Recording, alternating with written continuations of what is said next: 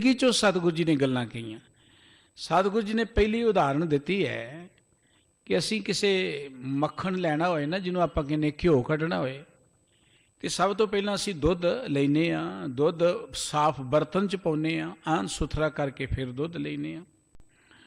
दुध तो उन्होंने उबाल के उन्होंने जाग लगा के फिर आप दही बना लेने।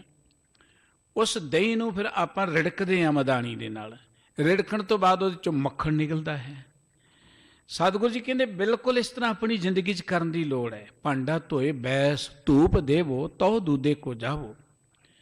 जिवें तुसी बाहरी तौर ते दुध लैण तो पहला भांडे नूं चंगी तरह साफ करदे हो ना, बिल्कुल इस तरीके नाल भांडा धोए बैस धूप देवो। अपने मन दे भांडे नूं धोवो पहला। जिस मन विच तुसी नाम अमृत पाउणा है, जिथों प्राप्त करना चाहुंदे, सब तो पहला उस मन दे भांडे नूं धोवो।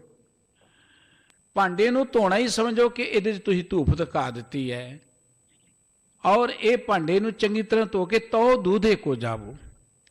भांडे नूं साफ करो, उदों बाद दुध लैण लई जाओ। दुध दा अर्थ जितने असीं कर्म करदे हां, जितने धार्मिक कर्म ने दुध दी न्याई ने, माड़े नहीं है। बहुत धार्मिक कर्म मनुख करदा है, पर कारण की कि आत्मक तौर पर मनुख उच्चा ही नहीं उठता। जिवें कह लो कि आत्मक तौर पर तरक्की नहीं करता बंदा, कोई आत्मक सुख वापरदा ही नहीं। आप देखते हैं बड़ा पाठ करते, आप धर्म के नाँ से बहुत वधिया समागम होंदे ने, धर्म के नाँ से मनुख बड़े धार्मिक कर्म करता, दान पुन हुंदा है, सेवा हुंदी, बहुत कुछ हुंदा है। कारण की कि आउटपुट क्यों नहीं है, कोई इंप्रूवमेंट क्यों नहीं हो रही, या इवें कह लो कि मनुख के आत्मक जीवन में उसारी क्यों नहीं हो रही, इन्ना कुछ हो रहा है। सतगुरु जी कहते कारण यह है कि दुध तो ठीक है, ये कर्म बहुत वधिया ने, सेवा करना, सिमरन करना, होर जितने भी आप धार्मिक कर्म करते, कोई माड़ा कर्म नहीं है। तीर्थां ते जाना भी कोई माड़ा कर्म नहीं है। लेकिन मसला तो यह है कि दुध ने एक कर्म, दुध दी न्याई। लेकिन दुध तुसी मैले भांडे च ही पाई जाओगे तो वह खराब होएगा ना, वह की सानू लाभ होएगा। सब तो पहला भांडा धोए बैस धूप देवो तौ दूधे को जावो। अपने हिरदे दे भांडे नूं चंगी तरह साफ करके सुगंधित करके उदों बाद तुसी धार्मिक कर्म करो, ये जरूरी ने। सतगुरु जी ने तीर्थां की भी चर्चा की है, सतगुरु जी ने सेवा की गल की, धर्म कर्मां की गल की, पर नाल एक गल जरूर कही है, गुरु को आके मत्था टेकना देखो बहुत उत्तम कर्म है, ये जरूरी है धर्म की दुनिया के अंदर किसी अगे झुकना। पर सतगुरु जी कहते झुकना तो ठीक है, पर शीस निवाया क्या थी जारे देख सुधी जाए। हुण मन च खोट है तो झुकण नाल की हो जाएगा। तीर्थ माड़े नहीं है, तीर्थां की गल जदों शुरू हुई वो बड़ी पवित्र भावना चो चली है। जिन्हें महापुरख रब दे प्यारे संत जन सन, जिहड़े मनुखता की रहनुमाई करते सन, लोगों को ज्ञान दिंदे सन, वो ज़्यादातर दरियावां दे कंढियां ते रहिंदे सन। ज़्यादातर जिथे रहिंदे पानी का प्रबंध, क्योंकि दुनिया ने बहुत ही आउणा है तो पानी बहुत चाहिए, सरोवर बना लेंदे सन, दरियावां दे कंढियां ते रहिंदे सन। वो बाहरले सरोवर जां दरिया चों अपनी शरीरक लोड़ पूरी करो, इशनान करो ते सतसंगत विच आके ज्ञान प्राप्त करो। असली तीर्थ सी सतसंगत। वो दरिया सरोवर तो एक शरीरक शुद्धि का साधन ने, लेकिन मनुख ने दरियावां नूं ही तीर्थ मान लिया कि नहातियां गल बन जाएगी। मनुख ने सरोवरां नूं ही मुक्ति का कारण मान लिया कि सरोवरां च नहातियां मुक्ति मिल जाएगी। मुक्ति तो मिलनी सतसंगत विच आके परमात्मा के नाम नाल जुड़िया। और गुरबाणी ने सतसंगत नूं तीर्थ किया। तीर्थ नहावन जाओ तीर्थ नाम है, तीर शब्द नी विचार अंतर ज्ञान है। शब्द की विचार करनी ये तीर्थ इशनान है। सतगुरु जी कहते ये कर्म पवित्र ने, नहीं तो तीर्थां ते लोग जाते हैं। गुरु ग्रंथ साहिब जी का एक बचन कि नहावन चले तीर्थी मन खोटे तन चोर, एक पौ लथी नहातियां दोए पा चढ़िए सोर। हुण मन च मैल है तो तीर्थां ते जिन्ना मर्जी नहा लो तुसीं, की हो जाएगा? तीर्थां ते नहातियां को मन की मैल थोड़ो मिटेगी। गुरबाणी पढ़ना बहुत उत्तम कर्म है। गुरबाणी का कीर्तन करना, गुरबाणी की विचार करनी, ये बहुत भागां वालियां नूं दात मिलती है। पर गुरु रामदास जी ने एक गल कही बड़ी प्यारी, ये दात तो उत्तम है, पर कोई गावे रागी नादी बेदी बहु भांत करनी, हर हर भीजे नाम राजे। जिन्हें अंतर कपट विकार है, हुण अंदर कपट है, बंदा बाहरों गा रहा है, भावें मत्था टेक रहा है, भावें तीर्थां ते जा रहा है, भावें धर्म कर्म कर रहा, होर बहुत कर्म कर रहा, वह की अर्थ हो जाएगा? ਉਹ ਕਰਮ ਮਾੜੇ ਨਹੀਂ ਹੈ। ਤੀਰਥ ਜਾਂ ਧਾਰਮਿਕ ਕਰਮ ਮਾੜੇ ਨਹੀਂ ਹੈ, ਉਹ ਤੇ ਦੁੱਧ ਵਾਂਗੂ ਪਵਿੱਤਰ ਨੇ, ਪਰ ਮਸਲਾ ਹੈ ਕਿ ਮਨੁੱਖ ਦਾ ਆਪਣਾ ਹਿਰਦਾ ਹੀ ਅਜੇ ਸਾਫ਼ ਨਹੀਂ ਹੈ। ਸਤਿਗੁਰੂ ਜੀ ਕਹਿੰਦੇ ਸਭ ਤੋਂ ਪਹਿਲਾਂ ਭਾਂਡਾ ਧੋਏ, ਬੈਸ ਧੂਪ ਦੇਵੋ, ਤਹੁ ਦੁਧੇ ਕੋ ਜਾਓ। ਇਹ ਜਿਤਨੇ ਚੰਗੇ ਕਰਮ ਨੇ ਕਰੋ, ਪਰ ਕਰਨ ਤੋਂ ਪਹਿਲਾਂ ਮਨ ਨੂੰ ਤੇ ਸਾਫ਼ ਕਰ ਲਓ। ਤੁਸੀਂ ਮਨ ਦੇ ਵਿੱਚ ਭਾਵਨਾ ਲੈ ਕੇ ਜਾਓ, ਸੇਵਾ ਕਰਨੀ ਮਨ 'ਚ ਭਾਵਨਾ ਲੈ ਕੇ ਜਾਓ। ਦੂਧ ਕਰਮ ਫੁਨ ਸੁਰਤ ਸਮਾਇਣ ਹੋਏ ਨਿਰਾਸ ਜਮਾਓ। ਇਹ ਦੁੱਧ ਜਿਹੜੇ ਨੇ, ਇਹ ਜਿਹੜੇ ਕਰਮ ਨੇ, ਇਹ ਦੁੱਧ ਦੀ ਨਹੀਂ ਆਈਆਂ। ਜਿਤਨੇ ਧਾਰਮਿਕ ਕਰਮ ਨੇ ਦੁੱਧ ਦੀ ਨਹੀਂ ਆਈਆਂ। ਲੇਕਿਨ ਦੁੱਧ ਕੱਲਾ ਹੋਏ ਤਾਂ ਵੀ ਗੱਲ ਨਹੀਂ ਬਣਦੀ, ਦੁੱਧ ਦਾ ਦਹੀਂ ਜਮਾਉਣਾ ਪੈਂਦਾ ਹੈ, ਦੁੱਧ ਨੂੰ ਜਾਗ ਲਗਾਉਣੀ ਪੈਂਦੀ ਜੇ ਆਪਾਂ ਉਹਦੇ ਵਿੱਚੋਂ ਮੱਖਣ ਪ੍ਰਾਪਤ ਕਰਨਾ, ਘਿਓ ਪ੍ਰਾਪਤ ਕਰਨਾ।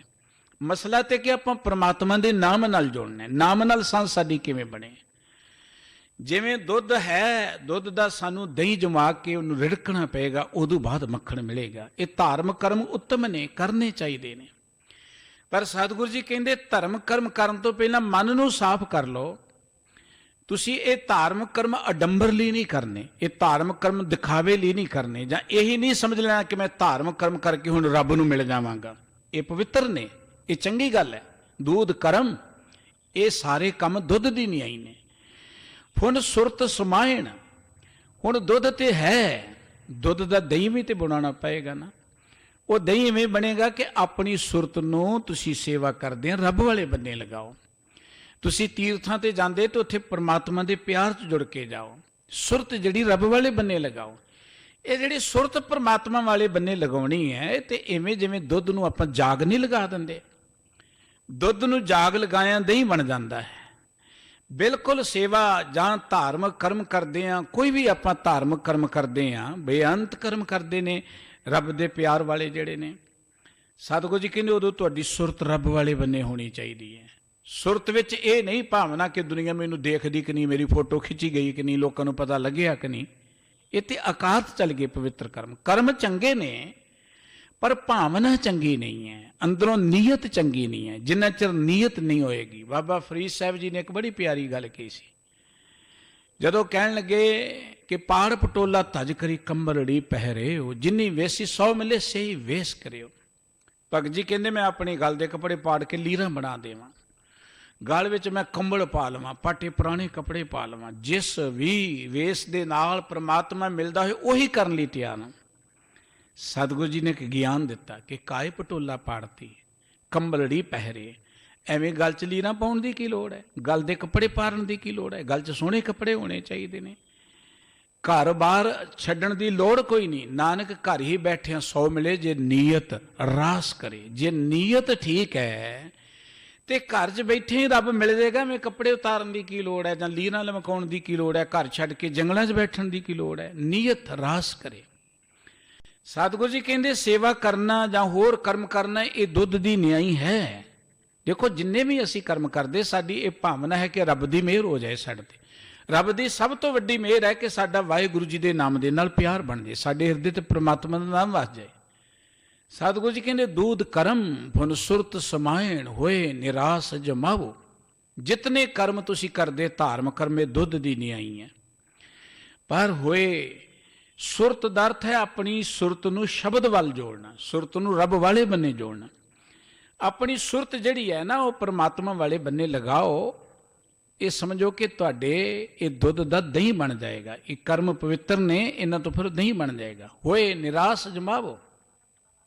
ਵਾਰ-ਵਾਰ ਜਦੋਂ ਤੁਸੀਂ ਕਰਮ ਕਰੋਗੇ, ਸੁਰਤ ਰੱਬ ਵਾਲੇ ਬੰਨੇ ਰੱਖੋਗੇ, ਕਰਮ ਕਰਦਿਆਂ ਮਨ ਦੇ ਵਿੱਚ ਕਾਮਨਾ ਨਾ ਹੋਵੇ ਕਿ ਇਹ ਕੰਮ ਕਰਨਾ ਹੈ ਤੇ ਮੈਨੂੰ ਇਹ ਮਿਲਣਾ ਚਾਹੀਦਾ ਹੈ। ਜ਼ਿਆਦਾਤਰ ਧਰਮ ਦੀ ਦੁਨੀਆ ਦੇ ਅੰਦਰ ਮਨੁੱਖ ਪ੍ਰਮਾਤਮਾ ਦੇ ਨਾਲ ਨਾ ਲੇਖਾ ਜੋਖਾ ਹੀ ਕਰ ਰਿਹਾ, ਸੌਦੇਬਾਜ਼ੀ ਕਰ ਰਿਹਾ।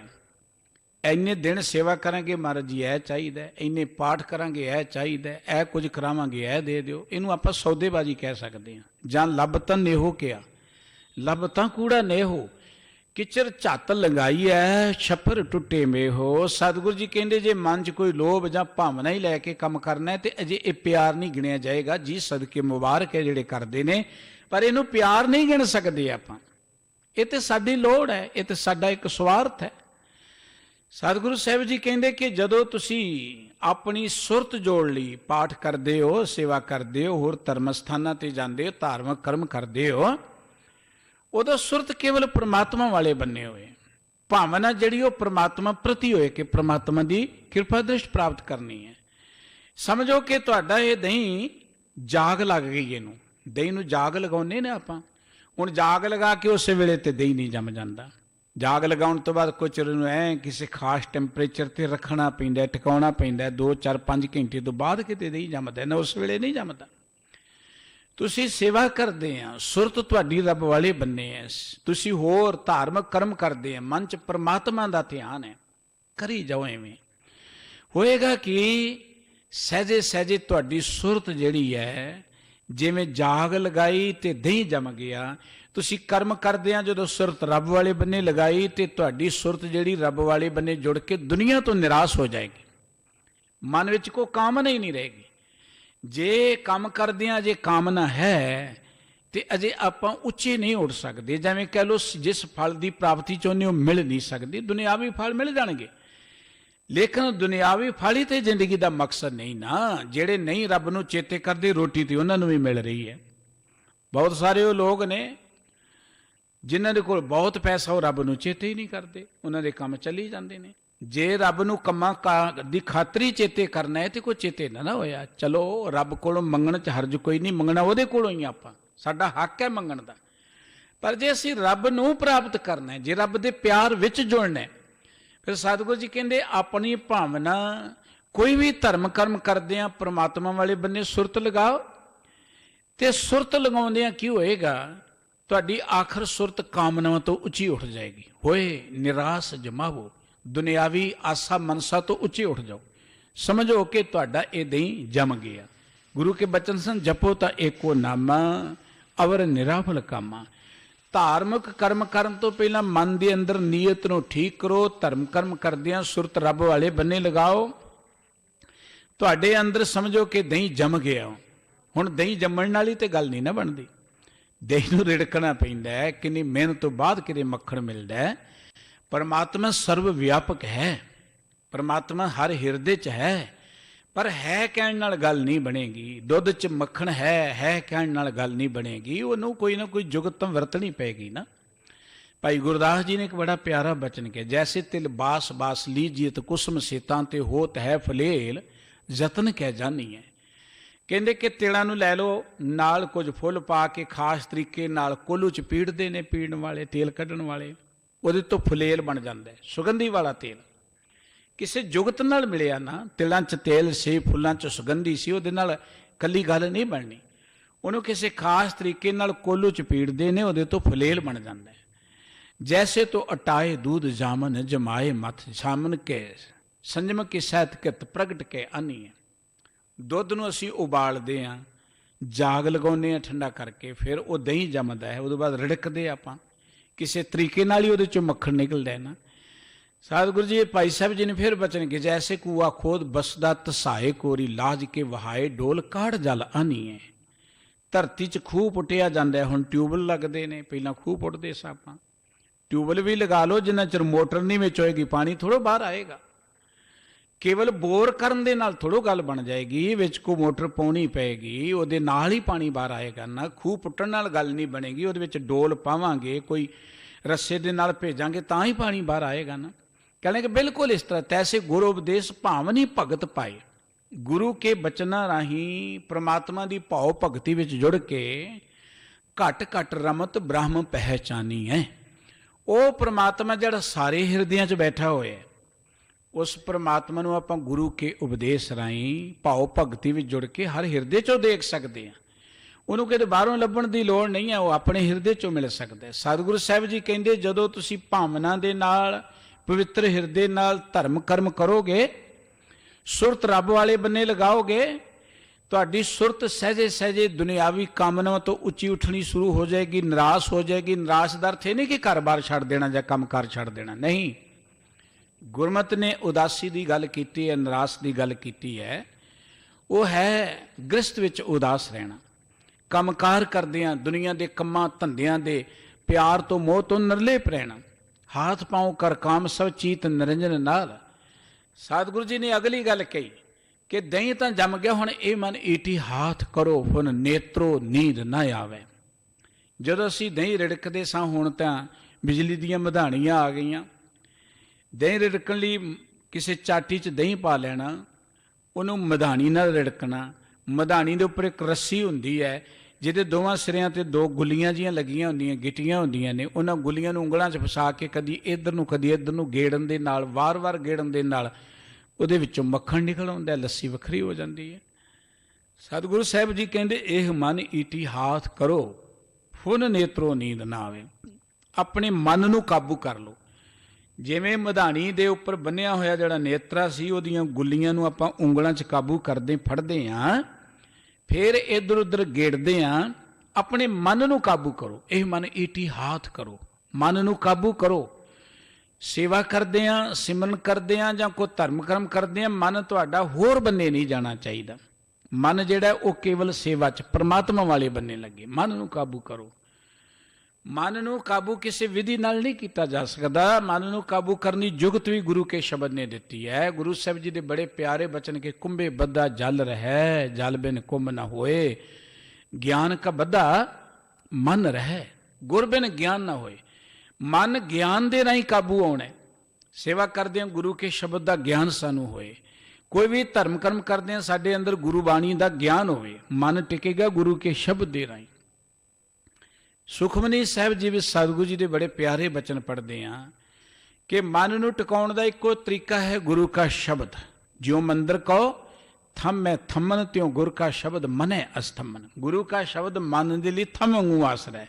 ਚਾਂਦ ਭੱਟ ਨੇ ਇੱਕ ਗੱਲ ਕਹੀ ਬੜੀ ਪਿਆਰੀ, ਗੁਰੂ ਤੇਗ ਬਹਾਦਰ ਸਾਹਿਬ ਜੀ ਦੀ ਕੀਰਤੀ ਕਰਦੇ ਹਾਂ। ਮਨ ਲੋਚੇ ਬੁਰਾਈਆਂ, ਗੁਰ ਸ਼ਬਦੀ ਇਹ ਮਨ ਹੋੜੀਏ। ਜਦੋਂ ਮਨ ਮਾੜੇ ਬੰਨੇ ਜਾਣ ਲੱਗੇ, ਉਹਨੂੰ ਗੁਰੂ ਕਾ ਸ਼ਬਦ ਚੇਤੇ ਕਰਾਓ। ਗੁਰੂ ਕੇ ਸ਼ਬਦ ਦੇ ਨਾਲ ਜੋੜਨਾ ਸ਼ੁਰੂ ਕਰ ਦਿਓ। ਸਹਿਜੇ ਸਹਿਜੇ ਜਦੋਂ ਆਪਾਂ ਜੋੜਾਂਗੇ, ਸਹਿਜੇ ਸਹਿਜੇ ਮਨ ਦੀ ਆਦਤ ਜਿਹੜੀ ਉਹ ਬਦਲ ਜਾਏਗੀ। ਕਿਉਂਕਿ ਮਨ ਦੀ ਆਦਤਾਂ ਵਿਗੜੀਆਂ ਹੋਈਆਂ ਨੇ, ਵਾਰ-ਵਾਰ ਮਾੜੇ ਬੰਨੇ ਜਾਂਦੀਆਂ ਨੇ। ਸਤਿਗੁਰੂ ਜੀ ਕਹਿੰਦੇ ਇਹ ਮਨ ਈਟੀ ਹਾਥ ਕਰੋ। ਇਹ ਮਨ ਨੂੰ ਹੱਥ ਵਿੱਚ ਫੜ ਲਓ। ਜਿਵੇਂ ਦੁੱਧ ਰਿੜਕਣ ਲੱਗਿਆਂ ਉਹ ਨੇਤਰੇ ਦੀਆਂ ਗੁੱਲੀਆਂ ਹੱਥ 'ਚ ਫੜੀਆਂ ਜਾਂਦੀਆਂ ਨੇ, ਇਹਨੂੰ ਕਾਬੂ ਕਰ ਲਓ। ਹੁਣ ਨੇਤਰੋਂ ਨੀਂਦ ਨਾ ਆਵੇ। ਉਹ ਮਧਾਣੀ ਦੇ ਉੱਪਰ ਜਿਹੜੀ ਰੱਸੀ ਹੁੰਦੀ ਉਹਨੂੰ ਨੇਤਰਾ ਕਹਿੰਦੇ ਨੇ। ਉਹਦੇ ਪਾਸਿਆਂ ਤੇ ਦੋਵੇਂ ਸਿਰਿਆਂ ਤੇ ਗੁੱਲੀਆਂ ਲੱਗੀਆਂ ਹੁੰਦੀਆਂ ਨੇ। ਸਤਿਗੁਰੂ ਜੀ ਕਹਿੰਦੇ ਨੇਤਰਾ ਕੀ ਹੈ? ਉਹ ਨੇਤਰਾ ਇਹ ਹੈ ਕਿ ਤੁਹਾਡੇ ਉੱਪਰ ਮੋਹ ਮਾਇਆ ਦਾ ਅਸਰ ਨਾ ਪਏ। ਤੁਸੀਂ ਨੀਂਦ ਵਿੱਚ ਸੌਂ ਨਾ ਜਾਓ, ਤੁਸੀਂ ਜਾਗਦੇ ਰਹੋ, ਸਾਵਧਾਨ ਰਹੋ, ਸੁਚੇਤ ਰਹੋ। ਨੀਂਦ ਨਾ ਆਵੇ ਦਾ ਅਰਥ ਇਹ ਹੈ ਕਿ ਤੁਸੀਂ ਕੋਈ ਧਾਰਮਿਕ ਕਰਮ ਕਰਦੇ ਹੋ ਕਿਤੇ ਹੰਕਾਰ 'ਚ ਹੀ ਨਾ ਚਲੇ ਜਾਓ। ਤੁਹਾਨੂੰ ਮਾਣ ਹੀ ਨਾ ਹੋ ਜਾਏ ਕਿ ਮੈਂ ਬਹੁਤ ਕੁਝ ਕਰਦਾ। ਸੁਚੇਤ ਰਹੋ ਕਿ ਇਹ ਧਰਮ ਕਰਮ ਵਾਹਿਗੁਰੂ ਜੀ ਦੀ ਕਿਰਪਾ ਸਦਕਾ ਅਸੀਂ ਕਰ ਰਹੇ ਹਾਂ, ਮੈਂ ਨਹੀਂ ਕਰ ਰਿਹਾ। ਸੌ ਜਾਣ ਦਾ ਅਰਥ ਕੀ ਹੈ? ਅੰਦਰ ਹੰਕਾਰ ਆ ਜਾਣਾ, ਨਿਰੰਕਾਰ ਦਾ ਭੁੱਲ ਜਾਣਾ। ਗੁਰਬਾਣੀ 'ਚ ਵਾਰ-ਵਾਰ ਸਤਿਗੁਰੂ ਜੀ ਨੇ ਸਾਨੂੰ ਜਗਾਇਆ ਹੈ। ਜੇ ਆਪਾਂ ਜਾਗਾਂਗੇ ਨਹੀਂ ਤੇ ਸੁੱਤੇ ਹੋਇਆ ਆਪਣਾ ਘਰ ਬਰਬਾਦ ਹੋ ਜਾਂਦਾ। ਮਨੁੱਖ ਸੁੱਤਾ ਹੋਇਆ। ਸਤਿਗੁਰੂ ਜੀ ਕਹਿੰਦੇ ਫੋਨ ਨੇਤਰੋ ਨੀਂਦ ਨਾ ਆਵੇ।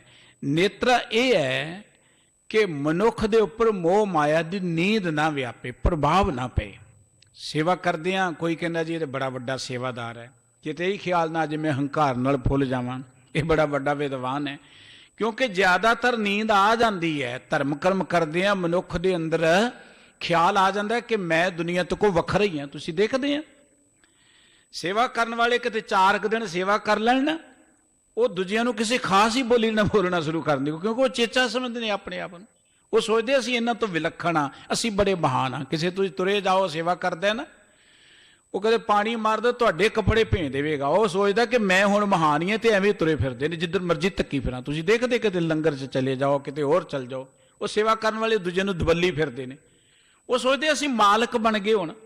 ਤੇ ਇਹ ਤੇ ਸਭ ਐਵੇਂ ਹੀ ਨੇ। ਵਾਧੂ ਲੋਕ ਆਏ ਨੇ ਜਿੰਨਾ ਕਰਕੇ ਕੰਮ ਚੱਲ ਰਿਹਾ ਉਹਨਾਂ ਨੂੰ ਵਾਧੂ ਗਿਣਦੇ ਨੇ। ਇਹ ਨੀਂਦ ਆ ਜਾਣੀ, ਹੰਕਾਰ ਆ ਜਾਣਾ ਕਿ ਮੈਂ ਜੋ ਕੁਝ ਕਰ ਰਿਹਾ ਮੈਂ ਹੀ ਠੀਕ ਹਾਂ, ਬਾਕੀ ਦੀ ਤੇ ਵੈਲਿਊ ਕੋਈ ਨਹੀਂ, ਮੇਰੀ ਵੈਲਿਊ ਹੋਣੀ ਚਾਹੀਦੀ ਹੈ। ਸਤਿਗੁਰੂ ਜੀ ਕਹਿੰਦੇ ਫੁਨ ਨੇਤਰੋ ਨੀਂਦ ਨਾ ਆਵੇ। ਨੇਤਰਾ ਇਹ ਹੈ ਕਿ ਤੁਹਾਨੂੰ ਸੇਵਾ ਕਰਦਿਆਂ ਜਾਂ ਧਾਰਮਿਕ ਕਰਮ ਕਰਦਿਆਂ ਤੁਹਾਡੇ ਉੱਪਰ ਮੋਹ ਮਾਇਆ ਵਿਆਪੇ ਨਾ, ਤੁਹਾਡੇ ਮਨ ਤੇ ਪ੍ਰਭਾਵ ਨਾ ਪਏ, ਦੁਨੀਆ ਦਾ ਹੰਕਾਰ ਦਾ ਪ੍ਰਭਾਵ ਨਾ ਪਏ। ਰਸਨਾ ਨਾਮ ਜਪੋ ਤਬ ਮਥੀਏ ਇਨ ਬਿਦ ਅੰਮ੍ਰਿਤ ਪਾਓ। ਮੈਂ ਬੇਨਤੀ ਸ਼ੁਰੂ ਕੀਤੀ ਸੀ ਕਿ ਗੁਰਬਾਣੀ 'ਚ ਵਾਹਿਗੁਰੂ ਜੀ ਦੀ ਚਰਚਾ ਹੈ, ਵਾਹਿਗੁਰੂ ਜੀ ਦੇ ਨਾਮ ਦੀ ਚਰਚਾ ਹੈ, ਫਿਰ ਵਾਹਿਗੁਰੂ ਜੀ ਦੇ ਨਾਮ ਨਾਲ ਕਿਵੇਂ ਜੁੜਨਾ, ਉਸ ਜੁਗਤ ਦੀ ਚਰਚਾ ਜਿਹਨੂੰ ਵਿਧੀ ਕਹਿੰਦੇ ਨੇ ਲੋਕ। ਦੁਨੀਆ ਕਹਿੰਦੇ ਜੀ ਨਾਮ ਨਾਲ ਸਾਂਝ ਕਿਵੇਂ ਬਣੇ, ਫਿਰ ਵਿਧੀਆਂ ਦੱਸਣ ਦੇ ਬੜੇ ਕਾਰ ਚੱਲਦੇ ਨੇ। ਕੋਈ ਕੰਨ 'ਚ ਫੂਕਾਂ ਮਾਰਦਾ ਤੈਨੂੰ ਨਾਮ ਮਿਲ ਜਾਏਗਾ, ਪਤਾ ਨਹੀਂ ਕੀ ਕੁਝ ਦੁਨੀਆ ਦੇ ਅੰਦਰ ਵਾਪਰਿਆ ਹੈ, ਤੇ ਆਪਾਂ ਵੀ ਕਹਿੰਦੇ ਜਿਹੜਾ ਵਿਧੀ ਦੱਸ ਦੇਗਾ ਸ਼ਾਇਦ ਕੰਮ ਸੌਖਾ ਹੋ ਜਾਏਗਾ। ਗੁਰੂ ਗ੍ਰੰਥ ਸਾਹਿਬ ਜੀ ਤੋਂ ਵਧੀਆ ਵਿਧੀ ਤੁਹਾਨੂੰ ਕਿਸੇ ਨੇ ਨਹੀਂ ਦੇਣੀ।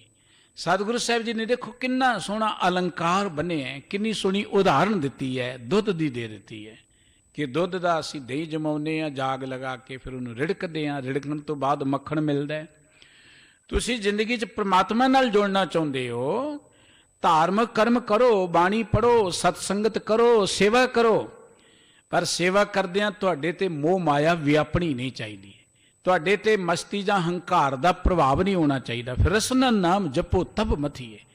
ਮਧਾਣੀ ਨੂੰ ਵਾਰ-ਵਾਰ ਆਪਾਂ ਗੇੜਦੇ ਹਾਂ, ਕਈ ਵਾਰ ਗੇੜਨ ਤੋਂ ਬਾਅਦ, ਕਿੰਨਾ ਚਿਰ ਗੇੜਨ ਤੋਂ ਬਾਅਦ ਕਿਤੇ ਦਹੀਂ ਦੇ ਵਿੱਚੋਂ ਮੱਖਣ ਵੱਖਰਾ ਹੁੰਦਾ। ਸਤਿਗੁਰੂ ਜੀ ਕਹਿੰਦੇ ਵਾਰੰਵਾਰ ਪ੍ਰਮਾਤਮਾ ਦਾ ਸਿਮਰਨ ਕਰੋ, ਜਪੋ ਤਾਂ ਏਕੋ ਨਾਮ ਅਵਰ ਨਿਰਾਫਲ ਕੰਮ। ਨਾਮ ਜਪਣਾ ਬਹੁਤ ਉੱਤਮ ਕਰਮ ਹੈ, ਪਰ ਨਾਮ ਜਪਣ ਤੋਂ ਪਹਿਲਾਂ ਸਤਿਗੁਰੂ ਸਾਹਿਬ ਜੀ ਕਹਿੰਦੇ ਜੋ ਵੀ ਧਰਮ ਕਰਮ ਕਰਦੇ ਮਨ ਦੇ ਅੰਦਰੋਂ ਦੁਈ ਦਵੈਤ ਨੂੰ ਖਤਮ ਕਰ ਲਓ। ਨਾਮ ਜਪਦਿਆਂ ਸੁਰਤ ਪਰਮਾਤਮਾ ਵਾਲੇ ਬੰਨੇ ਲਗਾਓ, ਸੇਵਾ ਕਰਦਿਆਂ ਸੁਰਤ ਪਰਮਾਤਮਾ ਵਾਲੇ ਬੰਨੇ ਲਗਾਓ। ਕੀ ਹੋਏਗਾ? ਰਸਨਾ ਨਾਮ ਜਪੋ ਤਬ ਮਥੀਏ ਇਨ ਬਿਦ ਅੰਮ੍ਰਿਤ ਪਾਓ। ਜਦੋਂ ਰਸਨਾ ਨਾਲ ਪਰਮਾਤਮਾ ਦਾ ਸਿਮਰਨ ਤੁਸੀਂ ਕਰੋਗੇ, ਤੁਹਾਨੂੰ ਇਸ ਵਿਧੀ ਰਾਹੀਂ ਤੁਹਾਡੇ ਅੰਦਰੋਂ ਹੀ ਨਾਮ ਦੀ ਪ੍ਰਾਪਤੀ ਹੋ ਜਾਏਗੀ। ਰਸਨਾ ਨਾਲ ਗੁਰੂ ਦੇ ਦਿੱਤੇ ਨਾਮ ਨੂੰ ਜਪਣਾ। ਨਾਮ ਤਾਂ ਸਾਡੇ ਅੰਦਰ ਹੀ ਹੈ, ਪਰਮਾਤਮਾ ਦਾ ਨਾਮ ਹਰ ਮਨੁੱਖ ਦੇ ਅੰਦਰ ਹੈ, ਪਰਮਾਤਮਾ ਦਾ ਨਾਮ ਕਿਤੇ ਬਾਹਰ ਨਹੀਂ ਹੈ, ਕੰਨਾਂ 'ਚ ਫੂਕਾਂ ਮਾਰਿਆਂ ਨਹੀਂ ਮਿਲਦਾ। ਗੁਰੂ ਨੇ ਤੇ ਸਾਨੂੰ ਉਪਦੇਸ਼ ਦੇਣਾ, ਗੁਰੂ ਨੇ ਤੇ ਸਾਨੂੰ ਜੁਗਤ ਦੱਸਣੀ, ਤਰੀਕਾ ਦੱਸਣਾ। ਉਹ ਨਾਮ ਜਦੋਂ ਵੀ ਲੱਭਣਾ ਹੈ, ਪ੍ਰਾਪਤ ਕਰਨਾ ਹੈ, ਤੁਸੀਂ ਆਪ ਪ੍ਰਾਪਤ ਕਰਨਾ ਹੈ। ਇਹ ਨਹੀਂ ਕਿ ਕਿਸੇ ਦੇ ਦਿੱਤਿਆਂ ਤੁਹਾਨੂੰ ਮਿਲ ਜਾਏਗਾ। ਨਾਮ ਜਦੋਂ ਵੀ ਪ੍ਰਾਪਤ ਕਰਨਾ ਹੈ, ਤੁਸੀਂ ਆਪ ਪ੍ਰਾਪਤ ਕਰਨਾ ਹੈ, ਉਹਦੇ ਲਈ ਮਿਹਨਤ ਤੁਹਾਨੂੰ ਕਰਨੀ ਪੈਣੀ ਹੈ। ਤੁਸੀਂ ਤੰਦਰੁਸਤ ਹੋਣਾ ਚਾਹੁੰਦੇ ਹੋ ਤੇ ਤੁਸੀਂ ਕਹੋ ਜੀ ਕੋਈ ਬੰਦਾ ਮੈਨੂੰ ਤੰਦਰੁਸਤੀ ਦੇ ਦਵਾਈਆਂ ਖਵਾ ਕੇ, ਜਿੰਨੀਆਂ ਮਰਜ਼ੀ ਮਹਿੰਗੀਆਂ ਦਵਾਈਆਂ ਖਾ ਲਓ, ਦਵਾਈਆਂ ਨੇ ਤੰਦਰੁਸਤੀ ਥੋੜ੍ਹਾ ਦੇਣੀ ਹੈ। ਦਵਾਈਆਂ ਤੁਹਾਡੀ ਮਦਦ ਕਰ ਸਕਦੀਆਂ ਨੇ, ਤੰਦਰੁਸਤੀ ਤੇ ਤੁਹਾਨੂੰ ਆਪ ਪ੍ਰਾਪਤ ਕਰਨੀ ਪੈਣੀ ਹੈ। ਕੋਈ ਸਰੀਰਕ ਤੌਰ ਤੇ ਖੇਚਲ ਕਰੋਗੇ, ਕੋਈ ਚੰਗਾ ਸੋਚੋਗੇ, ਚੰਗਾ ਖਾਓਗੇ, ਤੰਦਰੁਸਤੀ ਆਪੇ ਆਉਣੀ ਸ਼ੁਰੂ ਹੋ ਜਾਏਗੀ। ਹੁਣ ਕੱਲੀਆਂ ਦਵਾਈਆਂ ਨਾਲ ਤੰਦਰੁਸਤੀ ਨਹੀਂ ਮਿਲਣੀ। ਬਿਲਕੁਲ ਇਸੇ ਤਰੀਕੇ ਨਾਲ ਤੁਸੀਂ ਕਹੋ ਜੀ ਕੋਈ ਮੇਰੇ ਕੰਨ 'ਚ ਫੂਕ ਮਾਰ ਦੇ ਮੈਨੂੰ ਨਾਮ ਮਿਲ ਜਾਏ, ਜਾਂ ਕੋਈ ਮੇਰੇ ਤੇ ਬਖਸ਼ਿਸ਼ ਕਰ ਦੇ, ਕੋਈ ਮਹਾਂਪੁਰਖ ਦਾ ਵੱਡਾ ਪਿਆਰਾ ਅਸ਼ੀਰਵਾਦ ਦਿੰਦਾ, ਮੁਬਾਰਕ ਹੈ। ਪਰ ਜਿੱਥੋਂ ਤੱਕ ਗੱਲ ਨਾਮ ਦੀ, ਉਹ ਤੇ ਤੁਹਾਨੂੰ ਆਪ ਹੀ ਆਪਣੇ ਅੰਦਰੋਂ ਪ੍ਰਾਪਤ ਕਰਨਾ ਪੈਣਾ, ਤੁਹਾਡੇ ਅੰਦਰ ਹੈ। ਇਸ ਕਰਕੇ ਸਤਿਗੁਰੂ ਜੀ ਨੇ ਇਹ ਗੱਲ ਕਹੀ, ਇਨ ਬਿਦ ਅੰਮ੍ਰਿਤ ਪਾਵੋ। ਇਸ ਵਿਧੀ ਦੇ ਰਾਹੀਂ ਤੁਸੀਂ ਆਪਣੇ ਅੰਦਰੋਂ ਨਾਮ ਅੰਮ੍ਰਿਤ ਨੂੰ ਪ੍ਰਾਪਤ ਕਰ ਲਓਗੇ। ਤੁਹਾਨੂੰ ਕਿਤੇ ਕਿਸੇ ਦੀ ਮੁਤਾਜ਼ਗੀ ਦੀ ਲੋੜ ਨਹੀਂ ਹੈ, ਉਹ ਤੁਹਾਡੇ ਅੰਦਰ ਹੈ। ਵਾਹਿਗੁਰੂ ਜੀ ਦਾ ਨਾਮ, ਉਹਨੂੰ ਅੰਮ੍ਰਿਤ ਕਿਹਾ ਸਤਿਗੁਰੂ ਜੀ ਨੇ। ਘਰ ਹੀ ਮੈਂ ਅੰਮ੍ਰਿਤ ਭਰਪੂਰ ਹੈ, ਮਨ ਮੁੱਖਾਂ ਸਾਧ ਨਾ ਪਾਇਆ। ਤੁਹਾਡੇ ਘਰ ਦੇ ਅੰਦਰ ਅੰਮ੍ਰਿਤ ਭਰਿਆ ਪਿਆ ਹੈ, ਪਰ ਉਹਨੂੰ ਪ੍ਰਾਪਤ ਕਰਨ ਦੀ ਵਿਧੀ ਇਹੀ ਹੈ ਕਿ ਗੁਰਬਾਣੀ ਦੇ ਗਿਆਨ 'ਚ ਮਨ ਨੂੰ ਪਵਿੱਤਰ ਕਰਕੇ ਸੇਵਾ ਕਰੀਏ, ਹੋਰ ਜਿਤਨੇ ਧਾਰਮਿਕ ਕਰਮ ਕਰੀਏ, ਪਾਠ ਕਰੀਏ, ਜੋ ਵੀ ਆਪਾਂ ਕਰਦੇ ਹਾਂ, ਤੇ ਜਦੋਂ ਆਪਾਂ ਕਰਦੇ ਉਦੋਂ ਆਪਣੀ ਸੁਰਤ ਰੱਬ ਵਾਲੇ ਬੰਨੇ ਲਗਾਈਏ।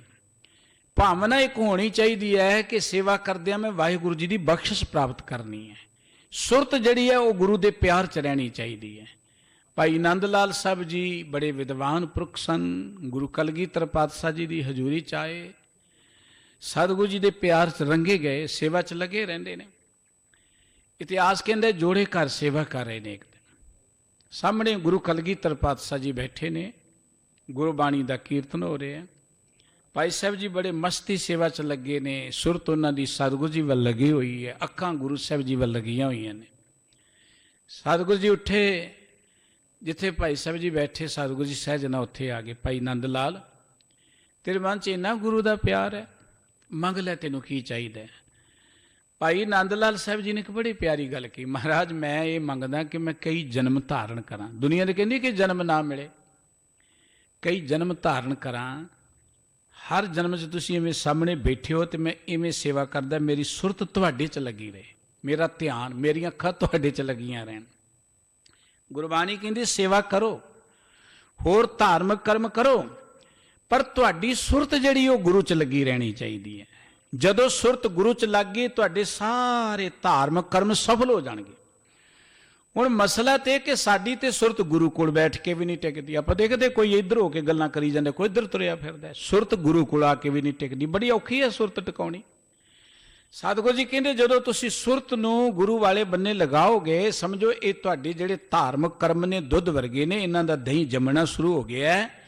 ਉਦੋਂ ਬਾਅਦ ਤੁਸੀਂ ਵਾਰੰਵਾਰ ਪ੍ਰਮਾਤਮਾ ਨੂੰ ਚੇਤੇ ਕਰੋ, ਵਾਰੰਵਾਰ ਉਸ ਵਾਹਿਗੁਰੂ ਦਾ ਸਿਮਰਨ ਕਰੋ। ਰਸਨਾ ਨਾਮ ਜਪੋ ਤਬ ਮਥੀਏ ਇਨ ਬਿਦ ਅੰਮ੍ਰਿਤ ਪਾਓ। ਰਸਨਾ ਨਾਲ ਜਪਣਾ ਪਏਗਾ, ਜਪਣ ਤੋਂ ਬਿਨਾਂ ਗੱਲ ਨਹੀਂ ਬਣੇਗੀ। ਜਪ ਦੇ 3 ਭਾਗ ਦੱਸੇ ਨੇ ਵਿਦਵਾਨਾਂ ਨੇ, ਰੱਬੀ ਪਿਆਰੇ ਨੇ। ਇੱਕ ਅਸੀਂ ਮੁੱਖ ਤੋਂ ਬੋਲਦੇ, ਜਿਹਨੂੰ ਆਪਾਂ ਵਾਚਸ ਕਹਿੰਦੇ ਹਾਂ, ਮੁੱਖ ਤੋਂ ਬੋਲਦੇ ਹਾਂ, ਦੂਜੇ ਸੁਣਦੇ ਨੇ, ਸਾਡਾ ਹੋਠ ਹਿਲਦੇ ਨੇ, ਆਵਾਜ਼ ਆਉਂਦੀ ਹੈ। ਦੂਸਰਾ ਹੁੰਦਾ ਹੈ ਕਿ ਆਪਾਂ ਬੋਲਦੇ ਹਾਂ ਪਰ ਸੁਣਦਾ ਨਹੀਂ ਕਿਸੇ, ਜਿਹਨੂੰ ਉਪਾਸ ਕਹਿੰਦੇ ਨੇ। ਉਪਾਸ ਸੁਣਦਾ ਨਹੀਂ ਨੇੜਲੇ ਨੂੰ, ਬੋਲ ਰਹੇ ਆਪਾਂ, ਹੋਠ ਹਿੱਲ ਰਹੇ ਨੇ ਪਰ ਸੁਣਦਾ ਨਹੀਂ ਹੈ ਕਿਸੇ ਨੂੰ, ਬੋਲ ਰਹੇ ਆਪਾਂ। ਇਹਦੋਂ ਅੱਗੇ ਆ ਜਾਂਦਾ ਮਨਨ। ਮਨਨ ਦਾ ਅਰਥ ਹੁੰਦਾ ਕਿ ਮਨ 'ਚ ਨਾ ਹੁਣ ਹੋਠ ਹਿਲਦੇ ਨੇ, ਨਾ ਕਿਸੇ ਨੂੰ ਸੁਣਦਾ ਹੈ, ਲੇਕਿਨ ਮਨ ਦੇ ਅੰਦਰ ਆਪਾਂ ਜਪ ਰਹੇ ਹਾਂ, ਜਿਹਨੂੰ ਆਪਾਂ ਸਿਮਰਨ ਕਹਿੰਦੇ ਹਾਂ। ਹਰ ਵੇਲੇ ਸਿਮਰਨ, ਯਾਦ ਵਿੱਚ ਜੁੜੇ ਰਹਿਣਾ। ਸਤਿਗੁਰੂ ਜੀ ਕਹਿੰਦੇ ਜਪਣਾ ਤੇ ਪੈਣਾ ਹੀ ਹੈ, ਜਪਣ ਤੋਂ ਬਿਨਾਂ ਗੱਲ ਬਣਨੀ ਨਹੀਂ ਹੈ। ਕਿਸੇ ਦੇ ਕੰਨਾਂ 'ਚ ਫੂਕਾ ਮਾਰਿਆ ਤੇ ਤੁਹਾਨੂੰ ਰੱਬ ਮਿਲ ਨਹੀਂ ਜਾਣਾ, ਉਹ ਤੇ ਤੁਹਾਨੂੰ ਹੀ ਜਪਣਾ ਪੈਣਾ, ਮਿਹਨਤ ਤੁਹਾਨੂੰ ਕਰਨੀ ਪੈਣੀ, ਉਦਮ ਤੁਹਾਨੂੰ ਕਰਨਾ ਪੈਣਾ। ਦੇਖੋ ਨਾ, ਸਾਨੂੰ ਭੁੱਖ ਲੱਗੀ ਹੈ ਤੇ ਇਹ ਥੋੜ੍ਹਾ ਹੁੰਦਾ ਅਸੀਂ ਕਹਿੰਦੇ ਕਿਸੇ ਨੂੰ ਕਿ ਤੂੰ ਅਰਦਾਸ ਕਰ ਮੇਰੀ ਭੁੱਖ ਮਿਟ ਜੇ, ਜਾਂ ਰੋਟੀ ਤੂੰ ਖਾ ਲੈ ਮੇਰੀ ਭੁੱਖ ਮਿਟ ਜੇ। ਤਾਂ ਕਦੀ ਹੋ ਸਕਦਾ? ਉਹਦੇ ਲਈ ਤੇ ਰੋਟੀ ਸਾਨੂੰ ਖਾਣੀ ਪਏਗੀ ਨਾ, ਭੁੱਖ ਤਾਂ ਹੀ ਮਿਟੇਗੀ। ਸਾਡੇ ਅੰਦਰ ਜੇ ਪ੍ਰਮਾਤਮਾ ਨੂੰ ਪ੍ਰਾਪਤ ਕਰਨ ਦੀ ਭੁੱਖ ਹੈ ਤੇ ਉਹਦੇ ਲਈ ਤੇ ਯਤਨ ਸਾਨੂੰ ਹੀ ਕਰਨਾ ਪਏਗਾ, ਉਦਮ ਸਾਨੂੰ ਕਰਨਾ ਪਏਗਾ। ਉਹ ਉਦਮ ਇਹ ਹੈ ਕਿ ਹੋਰ ਸਾਰੇ ਧਰਮ ਕਰਮ ਕਰਦੇ ਆ, ਵਾਹਿਗੁਰੂ ਜੀ ਦੇ ਸਿਮਰਨ ਵਿੱਚ ਜੁੜੀਏ, ਵਾਹਿਗੁਰੂ ਜੀ ਦੇ ਪਿਆਰ ਜੁੜੀਏ। ਸਤਿਗੁਰੂ ਜੀ ਨੇ ਇੱਕ ਹੋਰ ਬੜਾ ਪਿਆਰਾ ਬਚਨ ਕਿਹਾ, ਮਨ ਸੰਪਟ ਜਿਤ ਸਤ ਸਰ ਨਾਵਨ ਭਾਵਨ ਪਾਤੀ ਤ੍ਰਿਪਤ ਕਰੇ ਪੂਜਾ ਪ੍ਰਾਣ ਸੇਵਕ ਜੇ ਸੇਵੇ ਇਨ ਬਿਦ ਸਾਹਿਬ ਰਬਤ ਰਹੇ।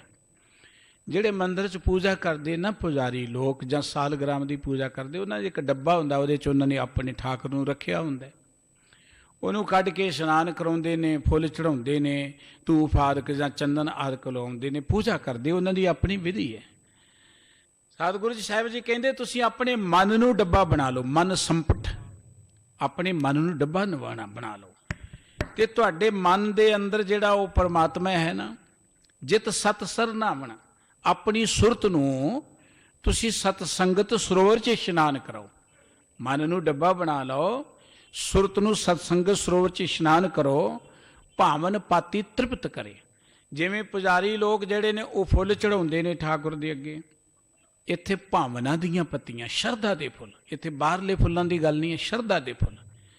ਜੇ ਮਨ ਦੇ ਅੰਦਰ ਸ਼ਰਧਾ ਨਹੀਂ ਹੈ ਤੇ ਬਾਹਰਲੇ ਫੁੱਲਾਂ ਨਾਲ ਕੋ ਰੱਬ ਰੀਝ ਨਹੀਂ ਜਾਣਾ। ਗੁਰਬਾਣੀ 'ਚ ਸਤਿਗੁਰੂ ਜੀ ਨੇ ਵਾਰ-ਵਾਰ ਸਾਨੂੰ ਵਰਜਿਆ ਇਹਨਾਂ ਗੱਲਾਂ ਤੋਂ, ਪਾਤੀ ਤੋਰੇ ਮਾਲ ਨੀ ਪਾਤੀ ਪਾਤੀ ਜੀਓ, ਜਿਸ ਪਾਹਨ ਕੋ ਪਾਤੀ ਤੋਰੇ ਸੋ ਪਾਹਨ ਨਰਜੀਓ, ਭੂਲੀ ਮਾਲ ਨਹੀਂ ਹੈ ਇਹੋ ਸਤਿਗੁਰ ਜਾਗਤ ਹੈ ਦੇ।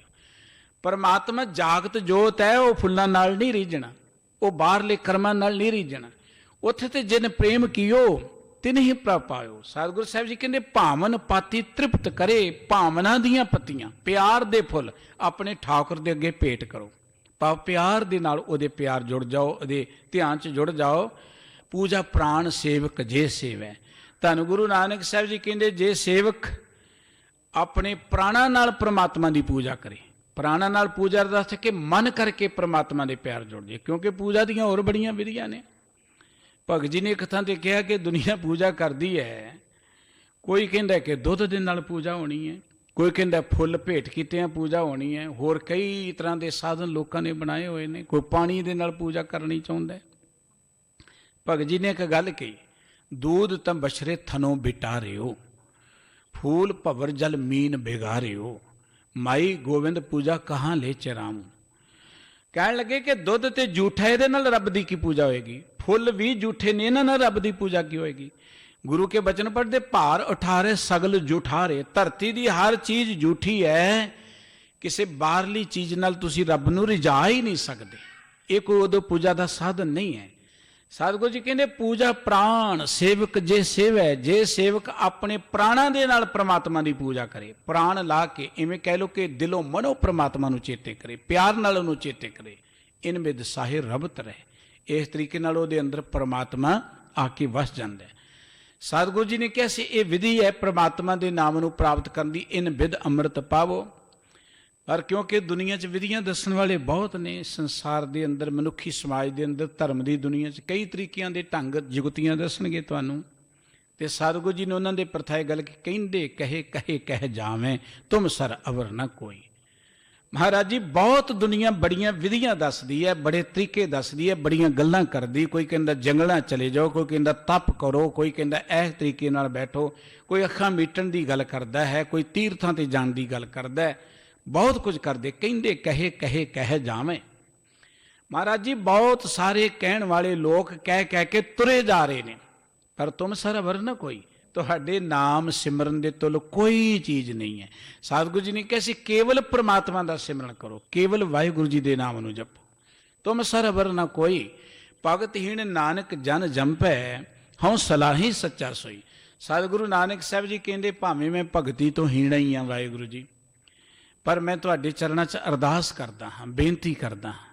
ਉਹ ਬੇਨਤੀ ਕਰਦਾ ਹਉ ਸਲਾਹੀ ਸੱਚਾ ਸੋਈ, ਮੇਰੇ ਤੇ ਬਖਸ਼ਿਸ਼ ਕਰੋ, ਮੈਂ ਨਿਤ ਤੁਹਾਡੀ ਸਿਫਤ ਸਲਾਹ ਕਰਾਂ, ਨਿਤ ਤੁਹਾਡੀ ਕੀਰਤੀ ਕਰਾਂ। ਗੁਰੂ ਨਾਨਕ ਸਾਹਿਬ ਜੀ ਮਹਾਰਾਜ ਨੇ ਸਾਨੂੰ ਉਸ ਵਾਹਿਗੁਰੂ ਜੀ ਦੇ ਨਾਮ ਅੰਮ੍ਰਿਤ ਨੂੰ ਪ੍ਰਾਪਤ ਕਰਨ ਦੀ ਵਿਧੀ ਦੱਸਦਿਆਂ, ਯੁਗ ਦੱਸਦਿਆਂ ਬੜਾ ਸੁੰਦਰ ਅਲੰਕਾਰ ਬੰਨ੍ਹਿਆ, ਬੜੀ ਸੋਹਣੀ ਉਦਾਹਰਣ ਦਿੱਤੀ ਹੈ ਕਿ ਜਿਵੇਂ ਤੁਸੀਂ ਦੁੱਧ ਲਿਆਉਂਦੇ ਹੋ, ਸਾਫ਼ ਭਾਂਡੇ 'ਚ ਪਾ ਕੇ ਉਹਨੂੰ ਜਾਗ ਲਗਾ ਕੇ ਦਹੀਂ ਜਮਾ ਕੇ ਉਹਨੂੰ ਰਿੜਕਦੇ ਹੋ, ਰਿੜਕਣ ਤੋਂ ਬਾਅਦ ਉਹਦੇ 'ਚੋਂ ਮੱਖਣ ਨਿਕਲ ਆਉਂਦਾ।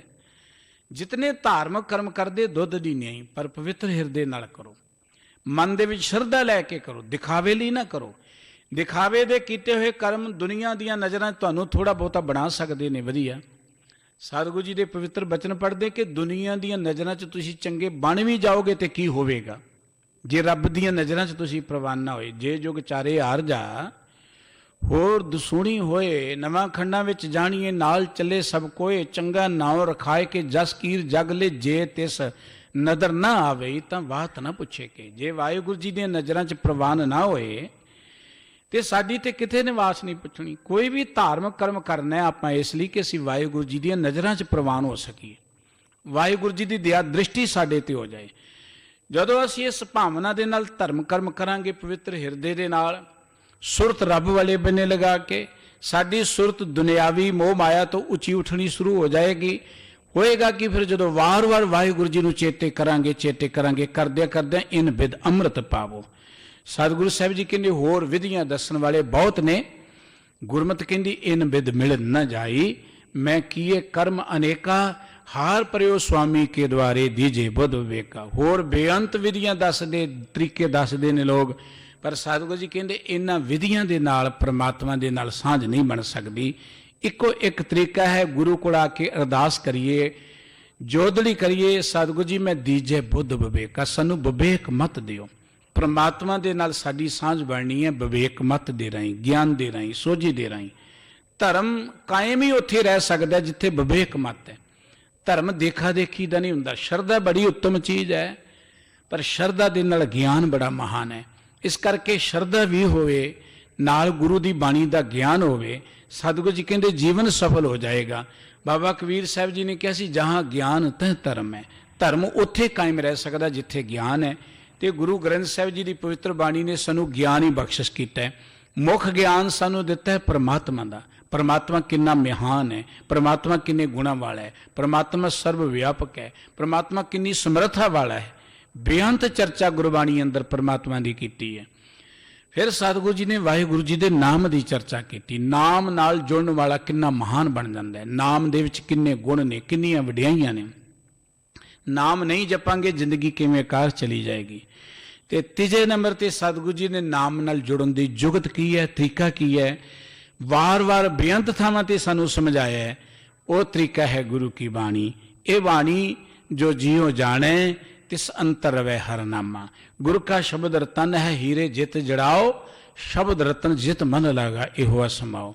ਗੁਰੂ ਕਾ ਸ਼ਬਦ ਜਿਹੜਾ ਹੈ ਨਾ, ਉਹ ਰਤਨਾਂ ਦੀ ਨਿਆਈ ਹੈ। ਇੱਥੇ ਵਾਹਿਗੁਰੂ ਜੀ ਦੇ ਗੁਣਾਂ ਦੇ ਹੀਰੇ ਜੜਤ ਨੇ। ਜਿਹਦੀ ਸੁਰਤ ਸ਼ਬਦ ਵਿੱਚ ਜੁੜ ਗਈ, ਜਿਹਦੀ ਸੁਰਤ ਬਾਣੀ ਵਿੱਚ ਜੁੜ ਗਈ, ਸਤਿਗੁਰੂ ਜੀ ਕਹਿੰਦੇ ਇਹ ਹੈ ਪਰਮਾਤਮਾ ਸਮਾਉਣ ਦਾ ਤਰੀਕਾ। ਗੁਰੂ ਚਰਨਾਂ 'ਚ ਅਰਦਾਸ ਕਰੀ। ਦੇਖੋ ਸਤਿਗੁਰੂ ਗੁਰੂ ਨਾਨਕ ਸਾਹਿਬ ਜੀ ਮਹਾਰਾਜ ਨੇ ਕਿੰਨਾ ਵਧੀਆ ਸਾਡਾ ਮਾਰਗ ਦਰਸ਼ਨ ਕੀਤਾ ਹੈ। ਉਹ ਆਪ ਪਰਮਾਤਮਾ ਦੇ ਰੂਪ ਨੇ, ਪਰ ਕਹਿੰਦੇ ਭਗਤਹੀਣ ਨਾਨਕ ਜਨ ਜੰਪੈ। ਇਹ ਵਾਹਿਗੁਰੂ, ਇਹ ਭਗਤੀ ਤੋਂ ਹੀਣਾ ਨਾਨਕ ਤੁਹਾਡੇ ਅੱਗੇ ਅਰਦਾਸ ਕਰਦਾ ਹੈ, ਬੇਨਤੀ ਕਰਦਾ ਹੈ। ਉਹ ਬੇਨਤੀ ਇਹ ਕਰਦਾ ਹੈ, ਹਉ ਸਲਾਹੀ ਸੱਚਾ ਸੋਈ। ਇਹ ਸਦਾ ਕਾਇਮ ਰਹਿਣ ਵਾਲੇ ਵਾਹਿਗੁਰੂ ਜੀਓ, ਮੈਂ ਨਿੱਤ ਤੁਹਾਡੀ ਸਿਫਤ ਸਲਾਹ ਕਰਦਾ ਰਵਾਂ।